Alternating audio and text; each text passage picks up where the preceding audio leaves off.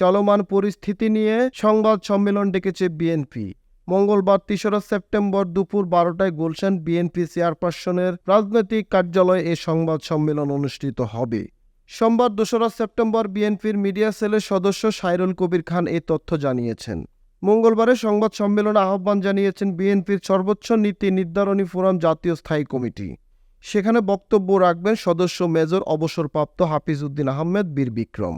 এদিকে দেশে অবাধ ও সুষ্ঠু নির্বাচন নিশ্চিত করতে বিএনপি আবারও তত্ত্বাবধায়ক সরকার ব্যবস্থা সংবিধানে ফিরিয়ে আনবে বলে জানিয়েছেন দলটির ভারপ্রাপ্ত চেয়ারম্যান তারেক রহমান।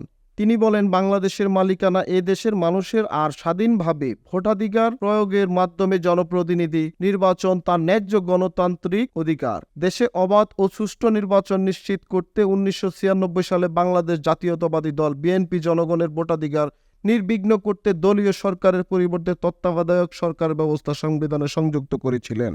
কিন্তু ক্ষমতা কক্ষিগত করতে স্বৈরাচারী হাসিনা সরকার সেটা সংবিধান থেকে মুছে দেয়। তিনটি জাতীয় নির্বাচন জনগণকে ভোটাধিকার থেকে বঞ্চিত রেখেছে। আমরা জনগণকে ভোটাধিকার পুনঃপ্রতিষ্ঠা করতে তত্ত্বাবধায়ক সরকার ব্যবস্থা সংবিধানে আবারও সংযুক্ত করতে চাই। প্রিয় দর্শক, এই ছিল এখনকার প্রতিবেদন।